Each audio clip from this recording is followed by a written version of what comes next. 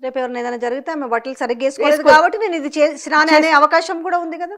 చట్టం ముందు నిలబడదు. ఆ నష్టపోయేది ఆఖరికి వాడే, ఆ పిచ్చోడు రేపు. కానీ ఈయనిచ్చిన మెసేజ్ ఎట్లుంటది అని అంటే జెంట్స్ అంటే అబ్బాయిలు రెచ్చగొట్టినట్టు, అరే మనం అట్లుంటే మనం ఇట్లా చేయొచ్చా, రేపు ఈ మాట చూడండి ఎప్పుడైనా ఏదన్నా అరెస్ట్ అయిన వ్యక్తిలో వస్తుంది, ఖచ్చితంగా వస్తుంది. నేను అదేంటి వీడియోలు చూసి చేశాను అని, లేకపోతే వెబ్ సిరీస్ చూసి చేశానని కొంతమంది నిందితులు చెప్పట్లా, చెప్తున్నారు కదా. అట్లాగే చెప్తారు. చెప్పిన రోజు తెలుస్తుంది, ఆ తల్లిదండ్రులకు తెలుస్తుంది. ఇప్పుడు ఏ తల్లి అయినా తండ్రి అయినా, మా అమ్మాయి సరిగా బట్టలు వేసుకోలేదు కాబట్టి ఒక అబ్బాయి మా అమ్మాయిని అల్లరి పెట్టాడని కానీ అత్యాచారం చేశాడని కానీ ఒప్పుకుంటారా? కేసు పెడతారా? పెడతారు.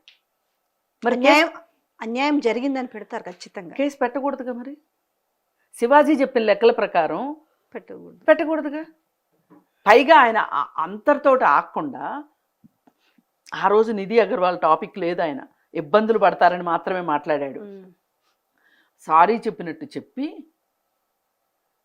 సారీ చెప్పిన తెల్లారి నుంచి ఆయన ప్రెస్ మీట్ పెట్టి నేను మీకోసమే కదమ్మా చెప్పాను, విక్టిమ్ కార్డ్ ప్లే చేస్తున్నాడు, నేను మీకోసమే కదమ్మా మాట్లాడాను.